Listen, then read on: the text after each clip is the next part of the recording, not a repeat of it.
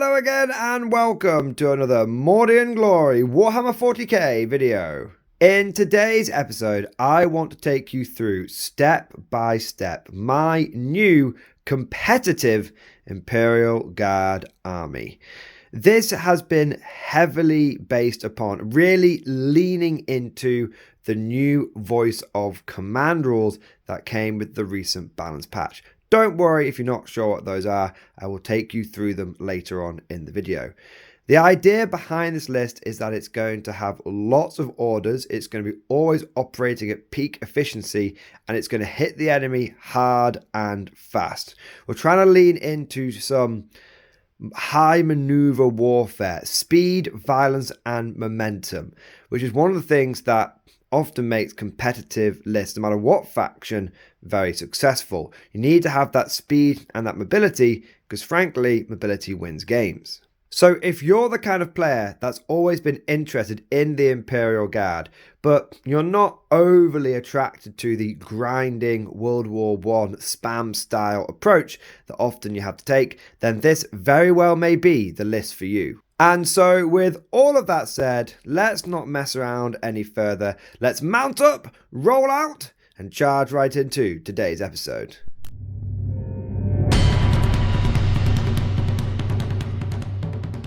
Now, before we get into the list itself, let me briefly give you an update on how Voice of Command, the faction rule for the Imperial Guard, has been updated. Previously, you could only do orders in your command phase, but now you can do orders in your command phase, but also in a turn in which you are set up on the board or in which you disembark from a transport. That means that when you get out of a chimera, you can do an order, and it also means when you deep strike down from reserve or come in from strategic reserve, you can also do an order. If you're brand new to 40k or to the Imperial Guard, you might be wondering what the hell is an order. Orders are a special mechanic that only the Imperial Guard get, which allows them to hand out some very, very hefty buffs. In what takes are fundamentally human and therefore limited units and buffs them up into the stratosphere. It gives them some very good capabilities.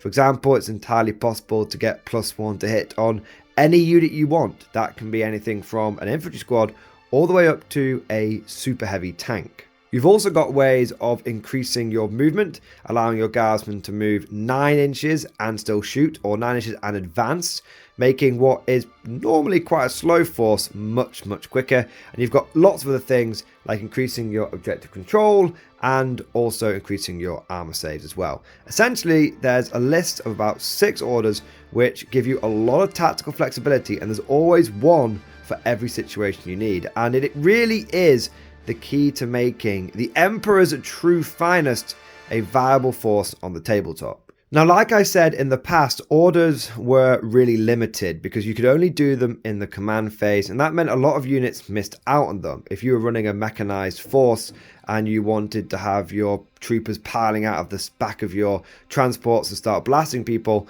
well, that never really worked because you couldn't do an order inside the transport. Likewise, if you wanted your reserves to come in and execute a perfect flanking or surgical strike, well, it didn't really work because, again, you hadn't received orders, and so these vital buffs just weren't taking place and your units were performing, well, not as much as you wanted them to.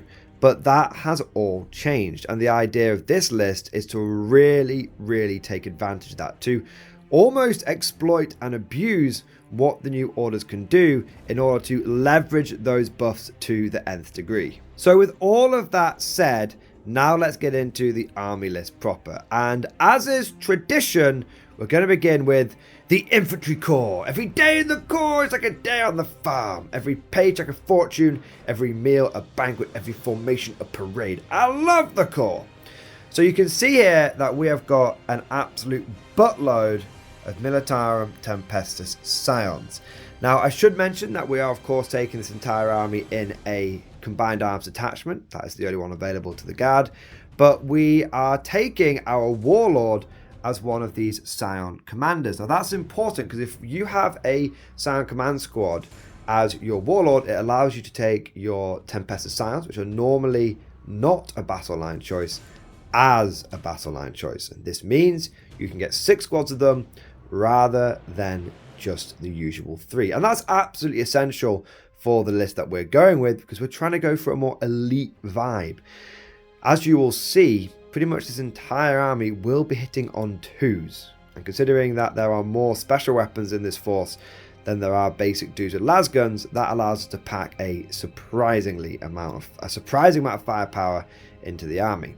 But going back to the infantry corps, this is our deep strike section. These guys are going in the first wave. They're going to smash the entire area. They're going to kill anything that has more than 2 legs. We have got 3 units of Tempestus Scions, and they have all got plasma gun, melter gun, plasma pistol and power fist on the sergeant, and we've got 1 guy with a Voxcaster in there, and then 4 basic duders with their rifles. These 3 squads are going to be joined by 3 Tempesta command squads. Each one of those Tempesta command squads is going to have a melter gun, a plasma gun, a volley gun, and we're also going to have a guy in there with a medibag as well. And of course, the Scion commander, we're going to go for the plasma pistol on each one of them.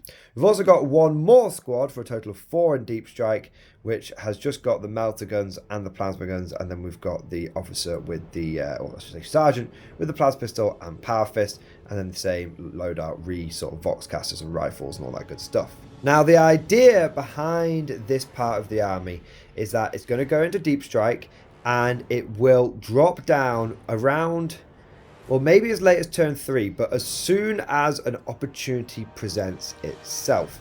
The idea with the rest of the army, and we'll get into this in detail, is it's going to be kind of cagey. We want to let the enemy make the first move. But when they do, when they start exposing their units, when they start moving on to those primary points, which they must do if they want to score those ever vital victory points, that is when we shall pounce. These units here, especially what essentially are the 15-man squads, where you take one of these bad boys and you attach it to one of these guys, are unbelievably deadly. The reason why they're so potent is because of the layers upon layers of buffs and force multipliers that gets applied to them. So firstly, your standard stormtrooper unit, your standard squad of Scions, has a really, really good inbuilt ability on their datasheet called Stormtroopers. This means that they always have inbuilt reroll 1s to hit. So it doesn't matter where they are, no matter what they're targeting, they've always got reroll 1s to hit. However, if the enemy unit is on an objective, then that becomes full rerolls to hit. And bear in mind that is in melee as well as at ranged combat, although principally you're going to be looking at ranged combat with these guys. So on its own, that's amazing. But you then add into the fact that you can have a Scion command squad with them. And now, when this whole unit deep strikes down, they can receive an order. Now, the order that you're probably going to go with on this unit is going to be first rank fire, second rank fire. This gives all of your rapid fire weapons an additional shot. And I don't mean to alarm you, gentlemen, but that does include your plasma guns. So you're going to have, bear in mind there's 3 plasma guns in here and 2 plasma pistols. You're going to have 11 plasma shots coming out of this unit, and that is going to get backed up by 3 melter gun shots. Then you've got all the hotshot rifles, which will be getting 3 shots each, and then you've got the hotshot volley gun, which will be getting 5 shots coming out of deep strike. So there's a lot of volume of fire here, which will allow you to deal with horde units. You know, if someone has a big 20-man brick of termagants, no problems whatsoever. You can just start hosing them down with all of your small arms. And if you come across something big and gnarly, well, 11 plasma shots and 3 melter guns should be able to do some damage to it, especially when you take into account that there's probably going to be 4 rerolls involved and sustained hits. Wait, where are the sustained hits coming from? That is what the Tempesta Prime, the leader of the command squad, gives to his unit, and that includes the whole unit if you have combined the 2 units together. If you've attached this leader unit to what is essentially this bodyguard unit. That means you will have 11 plasma shots with sustained hits with full rerolls.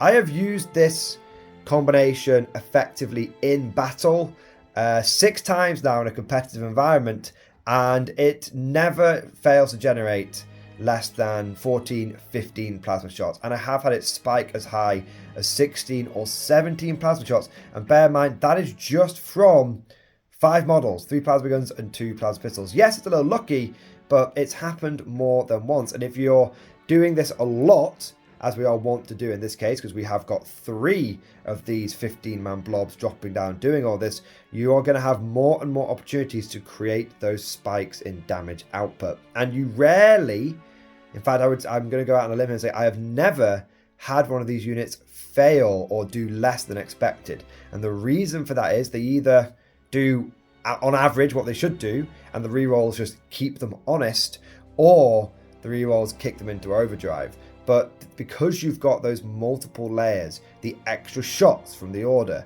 the rerolls from the ability, and the sustained hits from the officer, there's so many levels of backup and redundancy that you tend to find that these guys always do what you need them to do. However, they do have one significant limitation, and this is something that we'll find is an army-wide issue. Their strength caps out at strength 9 with their range attacks, and that's on the melter guns. Strength 9 is okay. It means that any infantry we're going to toast, any light vehicles we're going to toast, even medium vehicles, you know, I think that's around sort of toughness 9. Well, I suppose that's probably a light vehicle. But any sort of lighter armor or monsters we're probably okay with.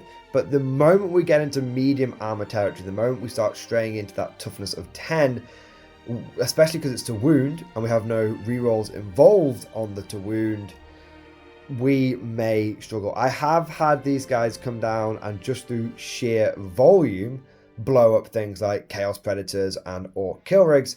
I've also had these guys come down and struggle to deal with anything really larger than that. For example, I had them drop down against a Norn Emissary, and whilst they very, very badly injured it in 2 separate occasions against 2 different Norn Emissaries, they didn't kill it in one go. So there is, just to be aware, a slight upper limit on what you can expect them to nuke single-handedly. But outside of those really big beasties, I have had these guys come down and effectively delete or make combat ineffective any target that they choose to go against. They really are incredibly potent, and I can't overstate how powerful they have been. And the best bit is they're not prohibitively expensive. The 10-man squad is only 110 points and the 15-man units are 190, which puts them in the same place as Leman Russ roughly, and they very much do the same job. I'm not too worried about them performing any primary or secondary objectives.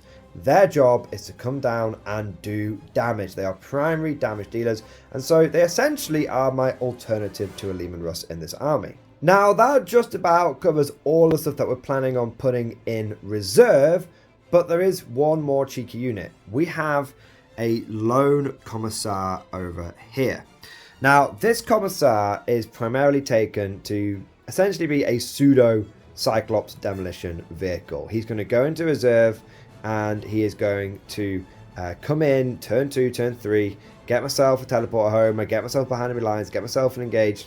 He really is just 30 points to do some secondaries, because I have a lot of units here, but most of them aren't really focused on just doing little jobs like that. You could absolutely do this with a Cyclops, but considering that the Cyclops is a Forge World unit and the Commissar is not, and most people will be more inclined to go with a non-Forge World unit than a Forge World one, I thought it's a good chance to show that you don't need to go out and get a Forge World unit like the Cyclops to do a special job. You can use a Commissar who basically costs the same amount at 30 points. But now that covers everything that is going to be in reserve. Let's come on to what's going to start on the board. These are the initial ground forces, our first wave, if you will. And you'll notice that we've got a lot more elite infantry here. To start off, we have got 2 more squads of Scions, and they are going inside 2 Chimera APCs. Now that is totally possible and legal. I've had some people say to me, you can't put Scions in Chimeras. You absolutely can. They are Astra Militarm infantry. Scions can commandeer Chimeras, but I don't believe, and I could be wrong, correct me down in the comment section if I am, but I believe it's the Taurox Prime that's just picky about what goes inside it, and it will only allow Scions or characters in there. But Scions, they can go wherever they want. Now, in these two Scion units, you'll see that they are modelled with hotshot volley guns and plasma guns. That is what I took them with to the tournament, and that was mostly because I ran out of Scion melter guns, and I did have to put a couple of non-Scion plasma guns in there, but I didn't want to start doing that across the board, as the different coloured infantry do actually mean different things, as we'll see in a moment. But in all honesty, if you're watching this, and I am recording this post-tournament, lesson that I took from that event was the volley guns were kind of rubbish. I would definitely swap this out for more melter. We are in a meta of vehicles, we are not in a meta of hordes, and so every melter gun you can cram into this army is where you want to go. So just for your purposes, think of these as double melter, double volley gun squads, but just know for the tournament that and the tournament report that will be coming out, I had these as volley guns. Now these two units deploy on the board, and they go in the chimeras, I should say, and the idea is that I need to have something that can start on the board. Obviously I have to have at least 1,000 points on there, but I don't just want to have Scions running around without, well, without any real support. I don't want them just out and proud to just get charged down and gunned down. They're not really very good in that role. They haven't got scout, they haven't got anything that allows them to redeploy or anything like that, and they're not particularly fast and mobile. So what we want to do is have these guys in the chimeras, which A, protects them from maybe some cheeky early charges. If someone charges in, they'll just kill the metal box, but the real value will be protected. And also, if I need to start doing some early game pushes, well, I'm much more fast and mobile in a chimera. The chimera itself is armed with double heavy bolter, heavy stubber, and las guns, all that kind of good stuff. Really, I'm not too worried about the weapons on the chimeras. They're mostly just metal boxes that add a bit more movement to my Scions. We've then got another chimera, and this has got a command squad inside it. Command squad loaded up with all of the weapons, apart from we do have one Master Vox in there. The idea behind this is to take advantage of the new way orders work. So if I need to do orders on the Scions, what I'll do is I'll move the chimera, I'll get the Scions out, and then I'll move the next chimera and get the command squad out, and I can then use the Master Vox to do orders to the Scions, because Scions again can receive orders from regular officers. So we're just taking advantage of the traditional things that make chimeras so good, but also again leaning into the new orders mechanic, the voice of command, how it works with transports. In the last chimera, we have got ourselves some Kazakin. Now, we have run out of Scions at this point. As you can see, we do have the 6 squads, but we still need 60 infantry. No matter how elite, is not enough for a guard army. We need more than that. And so we're going to be taking Kazakin to essentially act as pseudo-Scions. They are just more elite infantry. Now, every single Kazakin squad, and we do have 3 of them in the army, is going to be equipped with double melter, double plasma, plasma pistol, power sword and sergeant, hotshot sniper rifle, vox caster, and then we've got a dude with a melter mine and a pistol, and then we've got 2 dudes with the hotshot las guns. Now, this first squad is going to go in this chimera, and we're also going to put the man, the myth, the legend, Strachan in there. Strachan is definitely a bit of a fun choice. But if you look, there isn't a huge amount of close combat here, so having some just a smidge, just a little bit of close combat to go in with there is nice. Although, to be fair, tactically, Creed is probably the better option.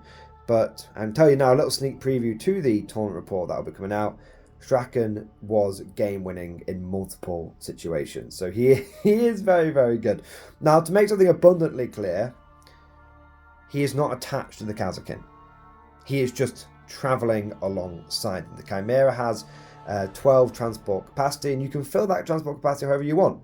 You could take 12 individual characters and put them in a Chimera if you wanted to. We're not doing that, obviously. We're taking 1 squad of Kazakin. There's 2 slots left over. And so Strachan will be with them, but not leading them, because he can't do that. Now, the reason we put these 2 units in the Chimera is quite simple. We want it to be able to scout. This is going to be our scout mirror. If every unit in the inside the transport has scout, then it transfers that to the transport itself. This is how you can get scouts and chimeras with Catalan jungle fighters and stuff like that. This is also, as you'll see in a moment, why we're not putting things like the other 2 units of Kazakin into the chimeras, because they wouldn't be able to scout, because there's officers that we want to support them. Moving on to the other 2 units of Kazakin, these 2 will be deployed on the board, and they're actually going to be deployed at the very front. They're going to be front lining it, behind cover if possible, but not always necessarily. But we're going to have them at the front, and we're going to be really taking advantage of their scout maneuver, because scout means that we can move. If we get turn 1, we need to get some, and we draw some cards that are like, oh, need to capture an objective in the middle, maybe extend battle lines or secure no man's land, something like that. We can okay, well, we'll scout forward. Or if our opponent goes first, and we're like, oh well, we don't want these guys to get charged in 1, we'll just scout backwards. But they need to be separate, and they need to be independent in order to do that. So these units will be at the front, and they'll be taken back to their scout. But nearby them at all times, but not leading them, just with them, we have 2 Cadian Castellans. These Castellans are both going to have Power Fist and Plasma Pistol, and their job will be to allow the Kazakin to have double orders. This is something that Kazakin, it's a unique thing. Like the Stormtroopers get full rerolls, the Kazakin get double orders. They can order themselves with their Warrior Elite ability in the command phase, and they can also receive another order on top of that. So you could have them with first rank fire, second rank fire, and take aim. You could have them with, if you want to really go for pure damage output.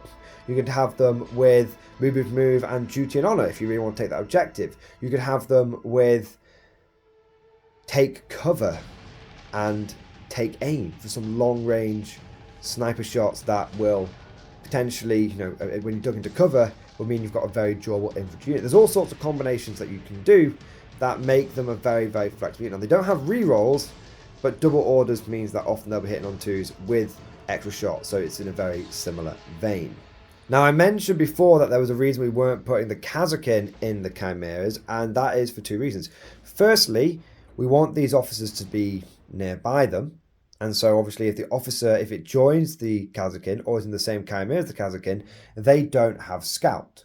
So the Chimeras wouldn't be able to scout, so we wouldn't be able to take advantage of that very, very good ability. On top of this, we want to be able to do double orders, and unfortunately, Warrior Elite does not work from a transport.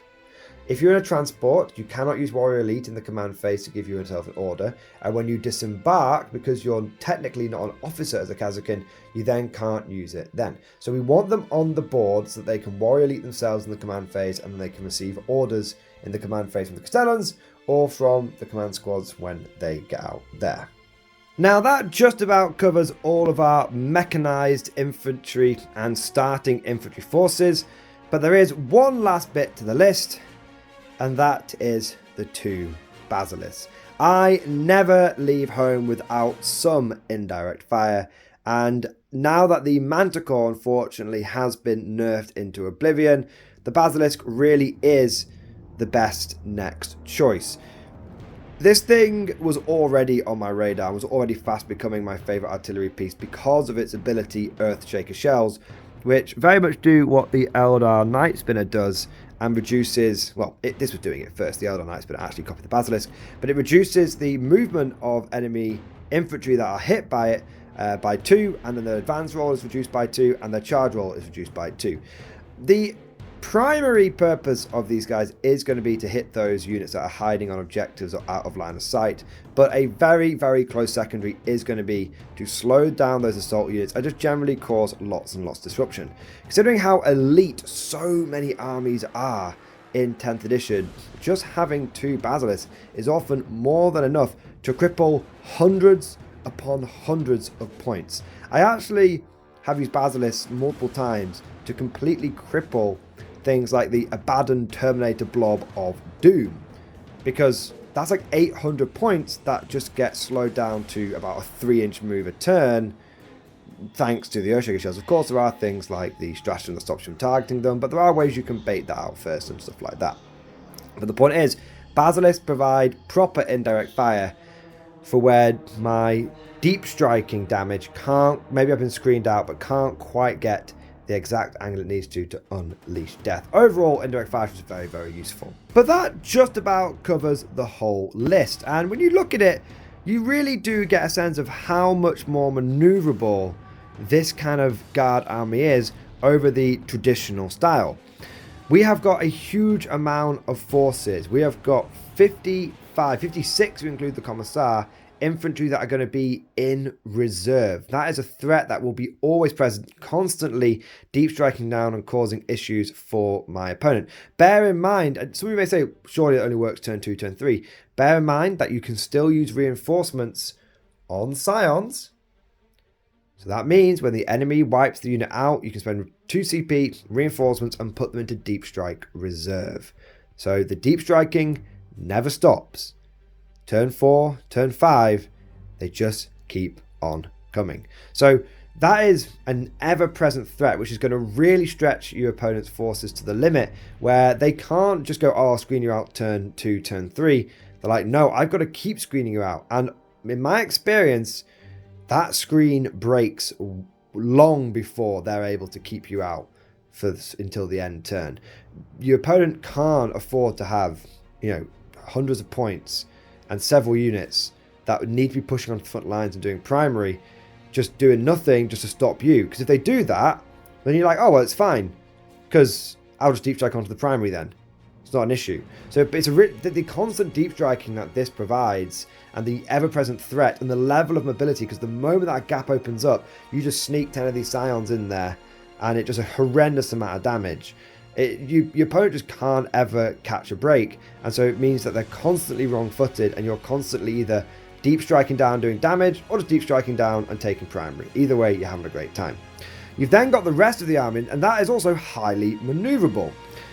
These guys can scout. These guys have pretty much got permanent move on them, in addition to other orders, making them very, very fast-moving infantry. We've then also got all the chimeras. Anything that isn't deep striking or scout moving or moving, it's just in a chimera. Again, providing more mobility. That sweet 10-inch move and the extra 3-inch for disembark.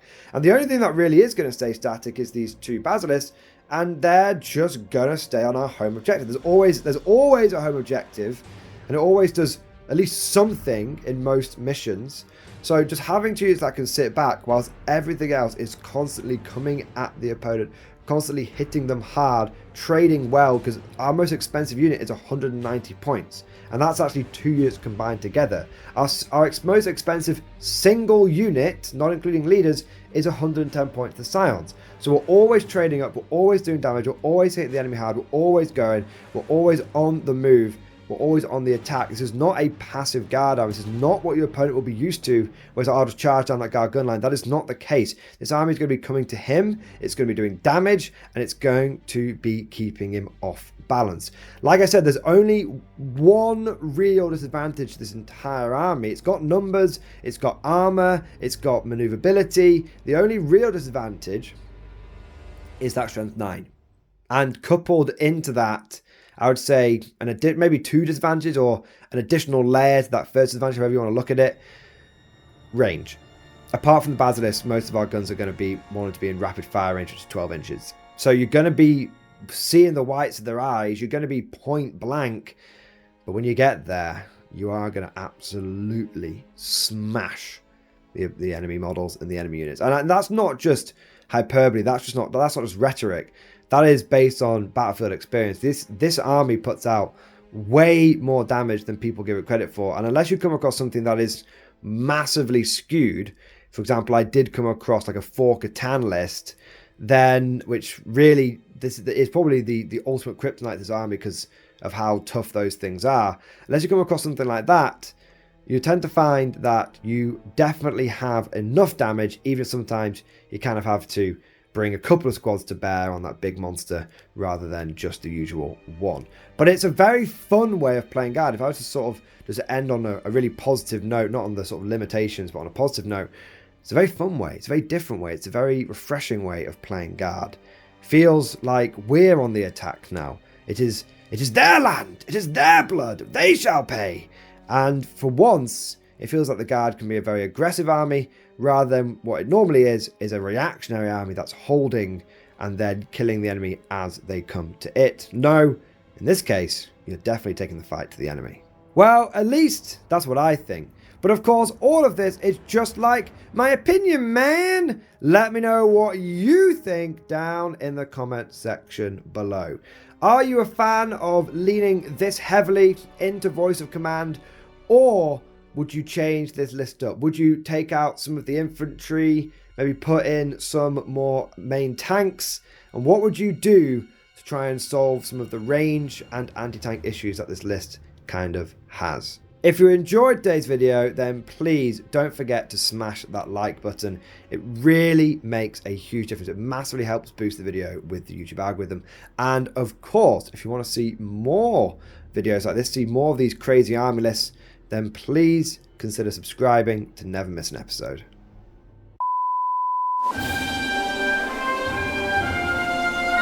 Would you like to know more? If so, then please consider becoming a channel member or patron. By supporting the channel, not only will you be doing your part, but you'll also be helping me create more content for your viewing pleasure and unlocking a whole host of perks. You get everything from a badge next to your name, custom emojis, but the big one is access to the Mordian Glory Discord server, an online community with almost 2,500 active members. It's always popping off in the MG Discord. We've got channels for army lists, hobbying, tactics, stories, and even a pretty spicy meme section as well. For all you greenhorns that wanted to see the Mordian glory hole, today is your lucky day.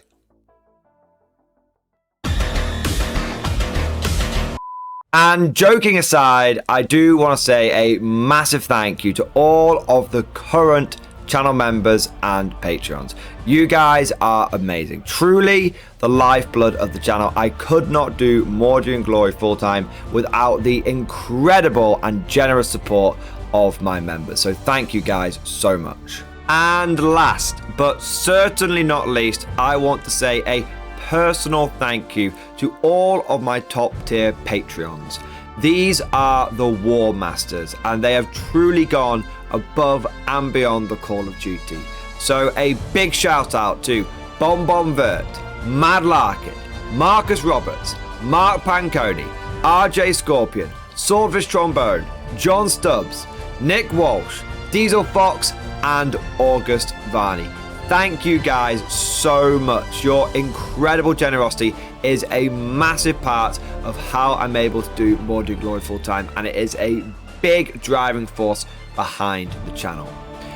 But I hope you all enjoyed today's video. Thank you for watching, and of course, as always, I'll see you guys next time.